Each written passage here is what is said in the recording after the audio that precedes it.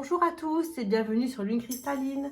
Aujourd'hui, je voulais participer au tag que j'ai vu défiler sur les chaînes US qui s'appelle Only 10 Mass Market Deck. Donc en français, seulement 10 jeux grand public de Rose Honey Ritual et Garden Goddess Tarot. Donc je vais directement commencer par les tarots comme d'habitude. Alors je vais vous présenter ce fabuleux le tarot des cristaux de Jen Wallace aux éditions Médicis. Je ne l'ai pas encore présenté sur ma chaîne, donc j'ai fait la vidéo, mais je n'ai pas encore fait le montage. Pourquoi est-ce que je l'ai mis dans la catégorie? Parce que ce jeu, on a un lien particulier, donc c'est mon tout premier tarot. Donc j'ai appris le tarot de Marseille avec ce jeu-ci. Donc voici le dos, avec des beaux cristaux. Les tranches normalement étaient neutres. Et je pense que je vais couper encore ma lampe.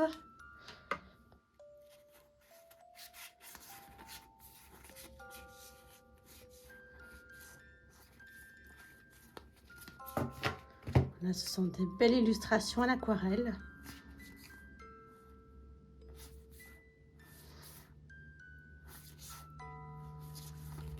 À chaque fois au-dessus, vous avez le cristaux. Et en dessous, vous avez la phrase de la carte. Par exemple, l'ermite qui se rapporte à la turquoise. Je suis mon propre chemin.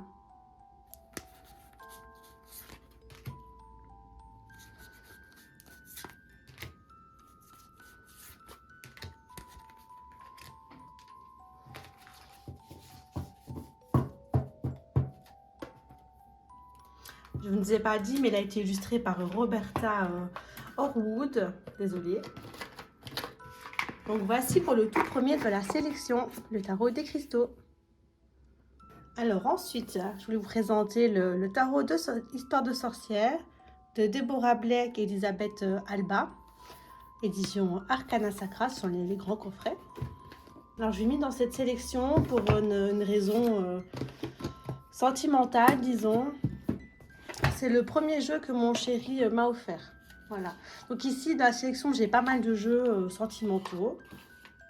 C'est comme ça que je fonctionne aussi. Voici le dos. Les tranches sont neutres. Et ce jeu-ci, il est assez connu quand même, l'histoire de sorcière.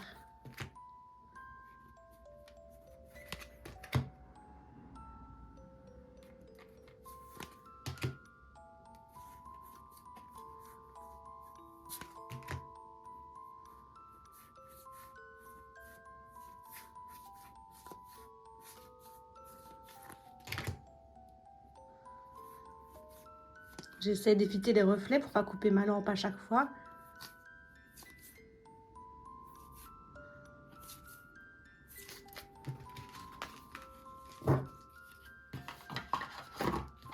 Donc voici, en deuxième, c'était l'histoire de sorcière.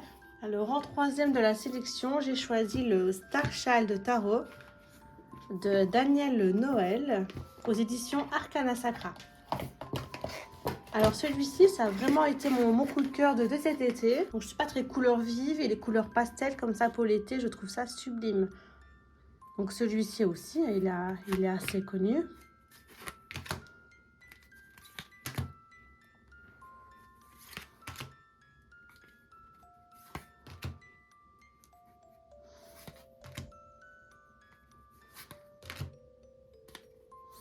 Donc voilà, c'est principalement des photomontages. Elle est vraiment très jolie, sublime.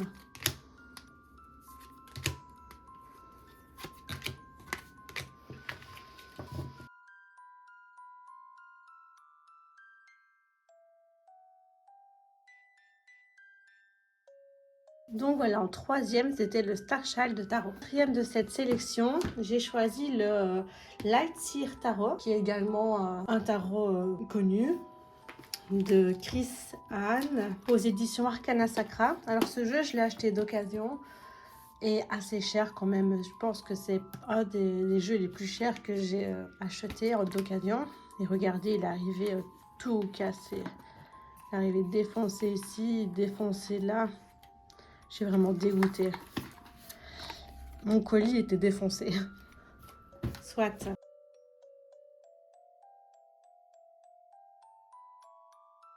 Alors ce jeu-ci, je l'ai acheté parce que je suis tombée amoureuse des illustrations lorsque je regardais les présentations. Et aussi pour ces dessins, ils sont sublimes, ils sont modernes. Les cartes, elles veulent vraiment tout dire. Il est vraiment facile à lire celui-ci.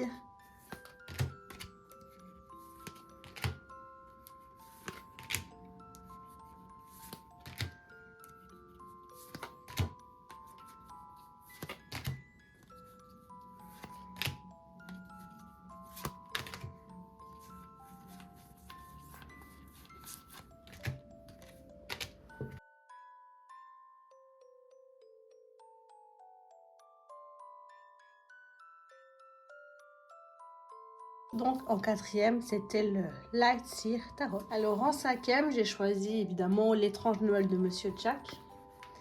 Je pense que vous allez le voir pas mal défiler cette fin d'année. C'est ma trouvaille. C'est ma trouvaille d'il y a quelques jours. Voici le dos. Les tranches ont été coloriées, mais pas par moi, c'est un jeu d'occasion. Et pareil, je vous l'ai montré déjà dans les vidéos précédentes. Mais celui-ci, c'est mon nouveau chouchou, enfin mon nouveau coup de cœur. Et je suis heureuse de l'avoir trouvé et vraiment à un prix raisonnable. Hein. Il m'a vraiment pas coûté cher par rapport à certains jeux que je recherche d'occasion.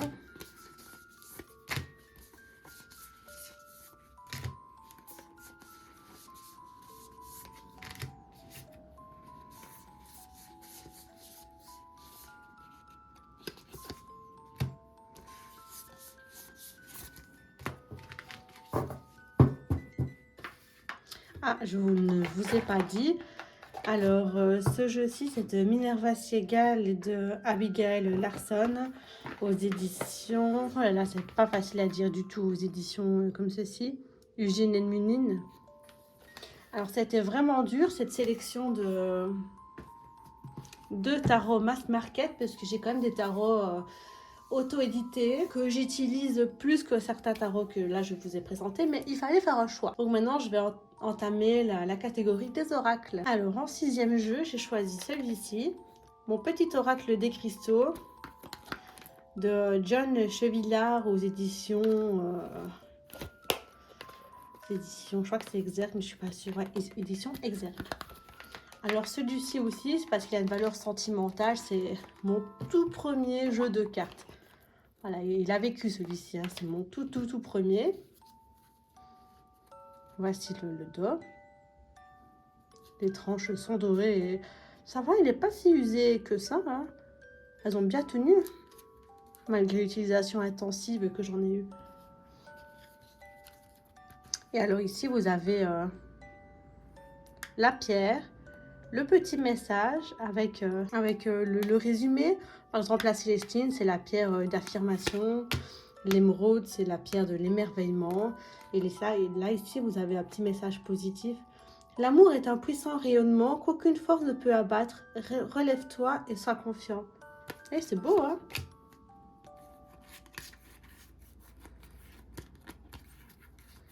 Ce jeu-ci, j'utilisais comme carte journalière. Savoir quels cristaux je voulais garder auprès de moi pour la journée. Ou pour répéter la phrase affirmative, lire le message. J'ai vraiment beaucoup aimé ce jeu. D'ailleurs, ça m'arrive de l'utiliser encore. Je l'aime vraiment beaucoup. Même si ma collection s'agrandit, donc j'ai moins le temps de les utiliser tous régulièrement. Donc en sixième, c'était mon petit oracle des cristaux. Alors en septième, nous avons Histoire de sorcière, l'oracle. Donc le petit frère de celui-ci.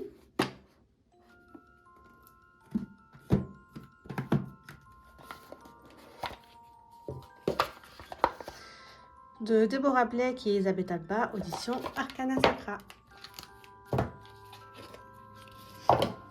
Alors celui-ci, ce jeu-ci, il est tout aussi beau que le tarot, histoire de sorcière.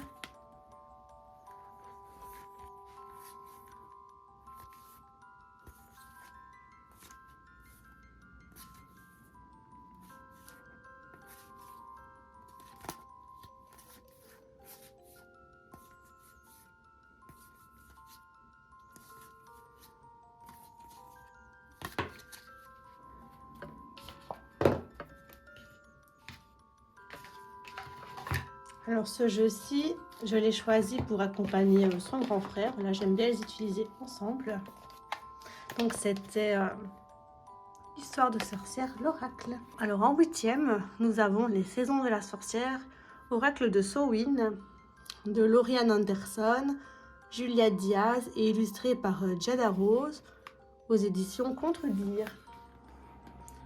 Alors ce jeu, il a une valeur sentimentale. Encore, parce que c'est un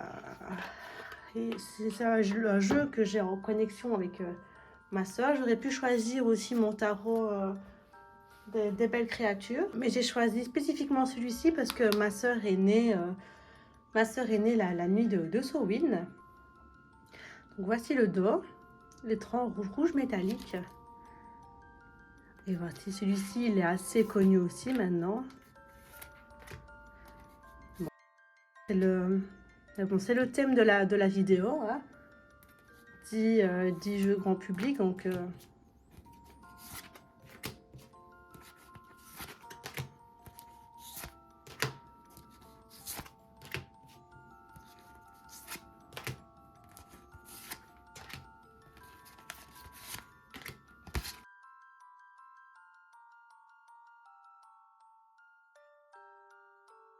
Donc en 8e, c'était Les Saisons de la sorcière, oracle de Samhain. En 9e jeu, nous avons La Lunologie de Yasmine Bolland, illustrée par Nyx Rowan aux éditions Le Courrier du Livre. Alors j'ai choisi ce jeu, devinez, pour une raison sentimentale. C'est un cadeau de ma soeur. C'est adorable. Voici le dos, assez étrange. En plus, les illustrations sont vraiment belles, avec des jolies couleurs toutes douces.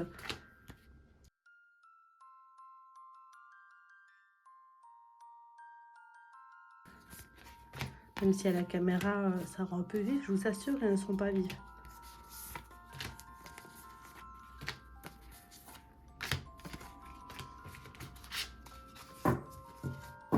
Il est magnifique ce jeu.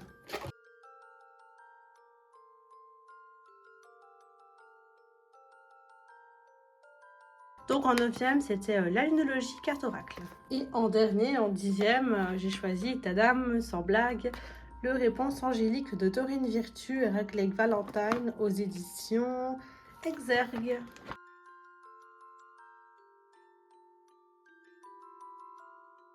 Alors j'ai choisi ce jeu parce que je galère vraiment le trouver cette année et que à Noël, je l'ai reçu. Je suis trop heureuse. Voilà, c'était la surprise de l'année. Donc voici le dos. Donc c'est le seul jeu que j'ai comme ceci, avec des couleurs pétantes. Surtout, je pense que c'est le seul jeu que j'ai sur les anges. Ouais, c'est mon seul jeu que j'ai sur les anges. Je viens de regarder.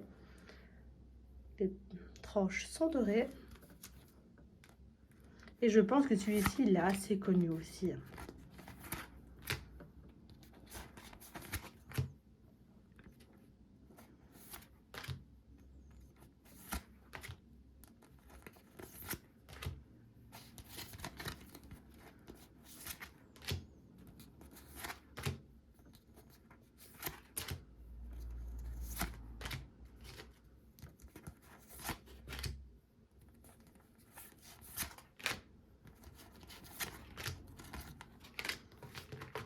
Voilà, donc en 9e, j'ai choisi Réponse angélique.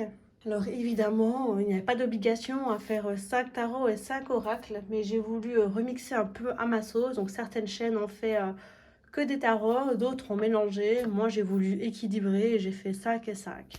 Voici tous les jeux que j'ai choisis pour le tag Only 10 Mass Market Deck. J'espère que cette vidéo vous a plu. Merci d'avoir regardé jusqu'à la fin.